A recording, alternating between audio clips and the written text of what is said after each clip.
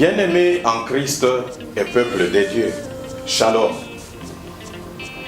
Notre pays, la République démocratique du Congo, comme le reste du monde, est confronté à la pandémie du coronavirus Covid-19.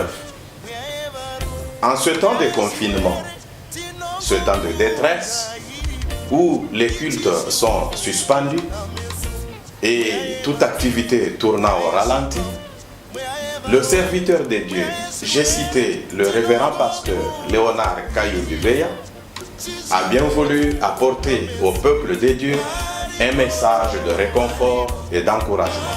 Eh bien, une exhortation intitulée l'échappatoire, que nous voudrions vous inviter à suivre et à partager. Que le Seigneur vous bénisse. Bonjour frères et sœurs. Bonjour. Nous vous saluons avec amour au nom de notre Seigneur et Sauveur Jésus-Christ. Amen.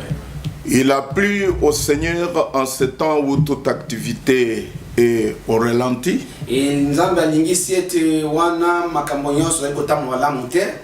Les églises et les écoles sont suspendues. Les gens sont confinés dans leurs maisons. Les marchés et les magasins sont soumis à un rythme inhabituel.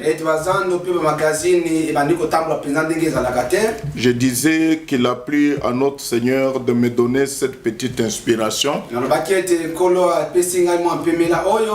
pour m'adresser à vous tous, afin de vous encourager et de vous exhorter dans cette épreuve nous imposée par le coronavirus. Pour commencer, nous remercions d'abord le président du Codrex Asbel qui nous a gracieusement offert son studio pour l'enregistrement de cette émission.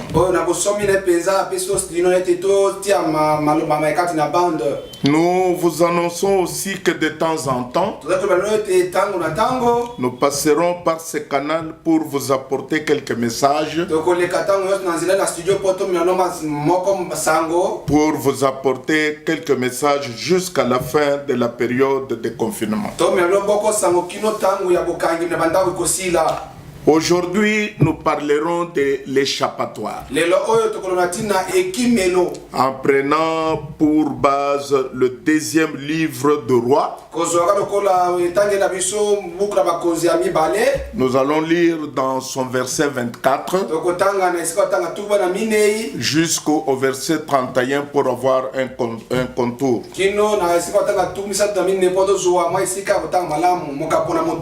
Après cela, je suis au verset 24. Ben Hadad, roi de Syrie,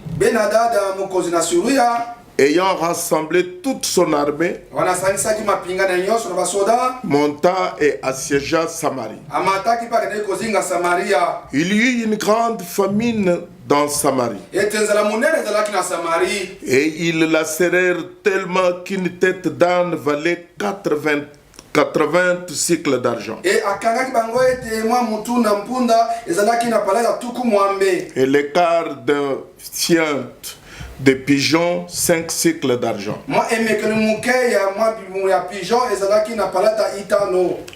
Verset 26.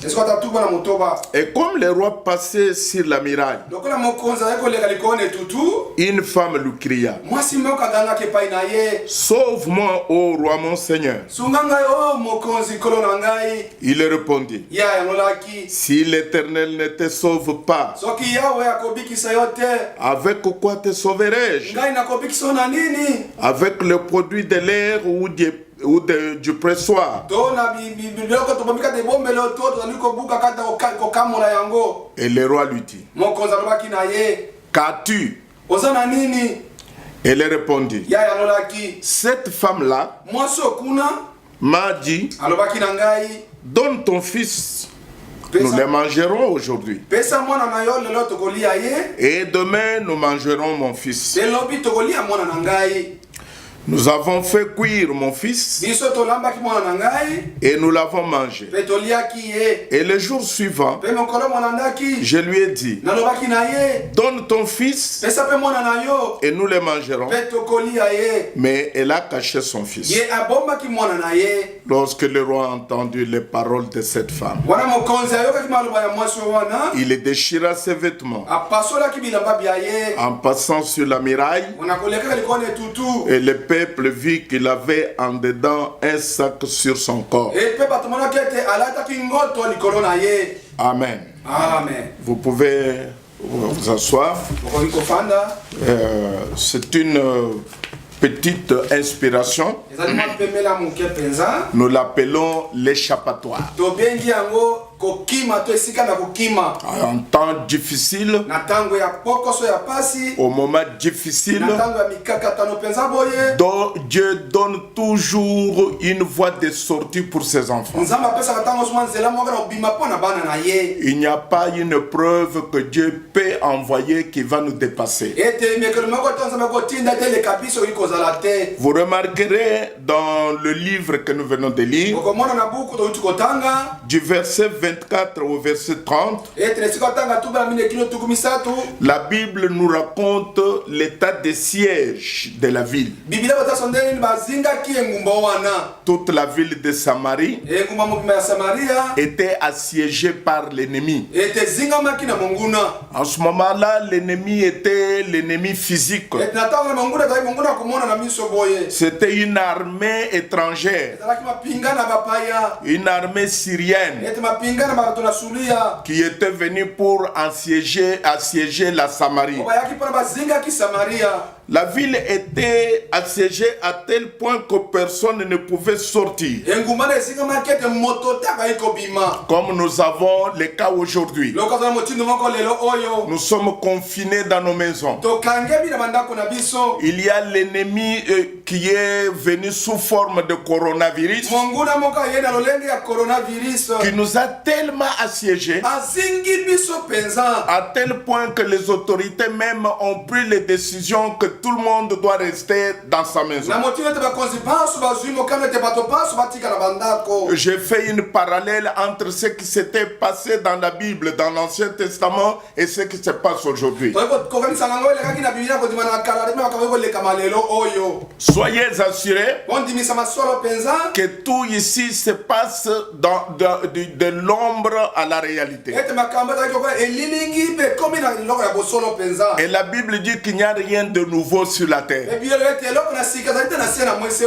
Ce qui est, c'est ce qui a été. Alors nous voyons qu'en ce temps-là, il y a eu la ville de Samarie qui était assiégée. Et la famine était grande dans la ville. Je crois que vous l'avez remarqué dans la Bible. La Bible dit qu'il y avait une telle famine parce que la ville était tellement assiégée qu'une tête d'âne valait 80 cycles d'argent.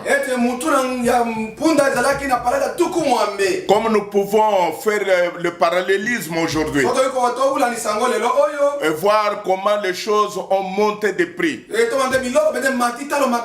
D'un cran, la paire et la trop-paire s'installent entre les gens, parmi les gens. Mais je voudrais que vous puissiez remarquer une chose. Au verset 26, le roi était en train de passer la ville en revue parce que l'heure était grave. L'ennemi était à l'extérieur de la ville. Les frontières étaient fermées. Les avions ne circulaient pas. Les chevaux étaient en repos. Et le roi était en train de circuler sur la muraille de la ville pour voir l'état dans lequel la ville se trouvait. Alors, une femme a crié au roi. Il dit, sauve-moi, ô roi roi mon Seigneur. Sauve-moi, ô roi mon Seigneur. Mais je voudrais attirer votre attention sur la réponse du roi. Le roi lui dit, il répondit, il dit, si l'Éternel ne te sauve pas, avec quoi te sauverai-je? Donc vous allez remarquer que pendant cette période, même le roi n'avait pas la réponse. Personne n'avait la réponse. Le roi s'est confié à Dieu. Le roi pensait que c'était l'Éternel seul qui avait la solution. Dans les temps qui nous concernent, nous remarquons aussi que nos scientifiques sont devenus au bout. Ils n'ont pas de solution. Vous avez vu comment le premier ministre de l'Italie a pleuré. Les larmes ont coulé sur ses joues. Et il a crié un cri qui venait du fond de son cœur. Il a dit, nous sommes au bout. Il n'y a pas de solution. Nous sommes dépassés. Et il a dit un mot sur lequel je voudrais retenir votre attention. Il a dit, Dieu, sauve ton peuple. Nous voyons aujourd'hui, dans cette situation dans laquelle nous passons, il n'y a que Dieu qui peut donner une solution. Remarquez ce parallélisme que je fais. Comme il en était du temps des sièges de Jérusalem, il ne savait pas comment la solution devait venir. Il ne savait pas où la solution pouvait venir. Ils étaient au bout. Leur science était au bout. Leur gouvernement était au bout. Les rois étaient au bout. Les médecins étaient au bout. Les hôpitaux étaient au bout.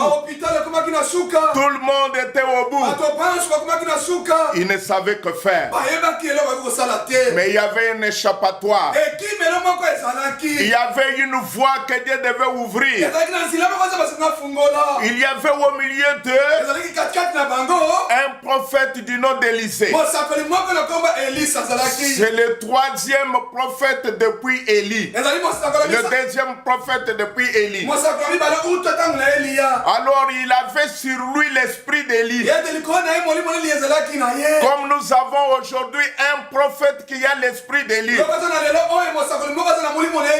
Alors au milieu de toutes ces choses, la situation étant devenue tellement difficile, vous remarquerez même comment une femme, les deux femmes ont passé un marché entre elles.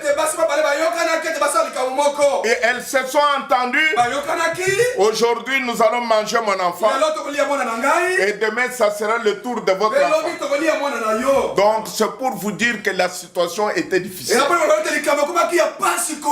Quand les gens devaient manger leurs propres enfants pour leur survie.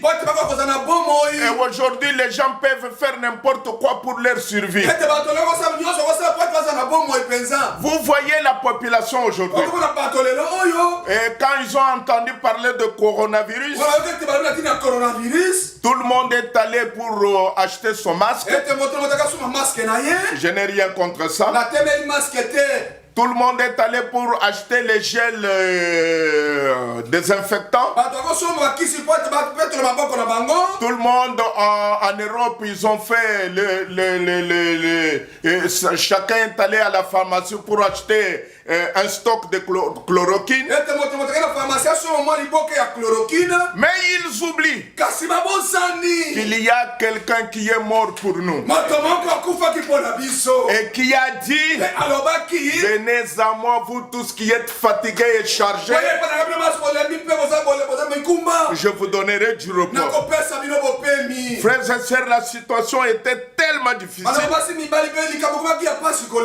Après que ces gens, les deux femmes, ont fait ce marché-là, l'autre a donné son fils. La deuxième femme, au lieu de donner son fils, elle a caché son fils. Elle se trouvait très maligne. La situation était grave. Mais je vous ai dit qu'il y avait un prophète. Mais remarquez comment Dieu prépare son peuple. Au milieu de toute cette difficulté. Nous lisons 2e roi au chapitre 7. Élisée dit, c'est lui qui était le prophète. Élisée leur dit, écoutez la parole de l'Éternel. Ainsi parle l'Éternel. Quand l'Éternel parle, ça règle la question. Il dit demain, à 7 heures, on aura une mesure de fleurs de farine pour un cycle et 2 mesures d'orge pour un cycle à la porte de Samarie.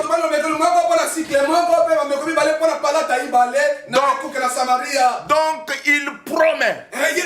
Il donne une promesse. Il dit demain à 7 heures. Élisée n'avait pas un fondement sur lequel s'asseoir pour donner cette promesse. Le seul fondement qu'il avait, c'était le ainsi dit le Seigneur. Il dit demain. Il a parlé avec précision. Demain. Et au milieu des gens, alors que la situation était impossible, alors qu'il y avait des barrières partout, alors que les frontières étaient fermées, on ne savait pas d'où pouvait venir la nourriture. Un officier du roi, sur la main duquel s'appuyait le roi, répondit à l'homme de Dieu, quand l'Éternel ferait des fenêtres au ciel, quand l'Éternel ferait des fenêtres au ciel, pareille chose arriverait-elle. Quand l'Éternel ferait des fenêtres au ciel, cet homme était rempli de l'incrédulité. Il se disait, est-ce que Élie, vous ne voyez pas la situation? Vous ne voyez pas que nous sommes confinés? Vous ne voyez pas que nous ne sortons même pas de nos maisons? Alors vous pensez que Dieu va faire les fenêtres au ciel et il va faire descendre la nourriture? Vous n'avez pas les raisonnements? Vous ne réfléchissez pas? Alors Élisée lui répondit, tu le verras de tes yeux, mais tu n'en mangeras pas. Tu verras ce que j'ai dit ici pour vous donner une preuve que Dieu est infaillible. Mais tu ne mangeras pas cela. Lui, quand il le regardait, il ne voyait pas combien de temps et où est-ce que la nourriture devait venir. Alors il dit, maintenant Dieu va faire des fenêtres au ciel pour que la nourriture vienne. Élie lui dit, tu verras cela de tes yeux, mais tu n'en mangeras pas. Dieu avait une solution là où les hommes n'avaient pas de solution. Quand l'homme, là où où la force de l'homme termine, la force de Dieu prend la relève. Parce que Dieu est infini. Et nous remarquons qu'en ce temps-là, il y avait 4 lépreux, je vais terminer. Et 4 lépreux étaient en dehors de la ville. Ils étaient chassés de la ville. 4 lépreux. Et 4 évangiles. 4 êtres vivants. Ils étaient en dehors de la ville. Parce que le gens ne les supportait pas. Il les avait chassés. Alors ces gens-là se sont dit, nous restons dans un temps difficile. Si nous restons ici, nous mourrons de faim. Si nous allons dans les camps des ennemis, nous mourrons. Tout est la mort. Alors qu'est-ce que nous devons faire? Allons là-bas et Dieu peut-être nous fera grâce. Quand ils sont partis dans les camps de l'ennemi, ils ont trouvé que tout l'ennemi avait fui. Ils avaient laissé leur provision. Ils avaient laissé la nourriture que leur armée avait amenée. Alors les lépreux sont rentrés vers la porte. Ils ont frappé à la porte. Ils ont dit, oh roi, ouvre la porte. Cette journée, c'est une journée de la bonne nouvelle. Nous venons vous annoncer une bonne nouvelle. Le roi, l'Éternel des armées, a fait entendre à l'ennemi le bruit des bottes. Et ils ont tous fui. Ils ont laissé leurs provisions. Venez, il y a les provisions. Dieu nous a donné la nourriture. Dieu peut faire les fenêtres n'importe où, n'importe comment. Dieu a une solution. Mes frères et sœurs, je vous dis cet après-midi que Dieu a une solution pour le coronavirus. Nous sommes dans une situation où tout est en arrêt. Mais je vous dis que Dieu a une solution. La solution peut paraître dérisoire aux yeux de l'homme, mais Dieu a une solution. Notre solution viendra d'en haut. Remarquez pour terminer, au moment où tout semble difficile, où toute la communauté scientifique est divisée et incapable de nous donner une solution, il y a une solution qui vient de la part de notre Dieu. N'a-t-il pas dit dans 2 Rois chapitre 6 à partir du verset 28, la Bible dit, quand la famine, la peste, la rouille, l'agnelle, les sauterelles d'une espèce ou d'une autre seront dans les pays, quand l'ennemi assiégera ton peuple dans ton pays, dans ses portes, quand il y aura des fléaux et des maladies quelconques, si un homme tourne ses regards et regarde à ce temple, tu l'exauceras du haut dessus. Quand il y aura des fléaux comme nous l'avons aujourd'hui, des maladies comme nous l'avons aujourd'hui, Tournons les regards vers le temple éternel de Dieu. Jésus-Christ pour la solution à tous nos problèmes. Voilà mes frères et sœurs, ne paniquez pas. Ne paniquez pas. Dieu regarde sur son peuple. Dieu veille sur son peuple. Quand vous avez le Saint-Esprit, vous avez la protection contre chaque ennemi. Puisse le Dieu du ciel vous bénir richement en ce temps de confinement. Nous sommes ensemble et nous vaincrons ensemble. Que Dieu vous bénisse et à la prochaine occasion.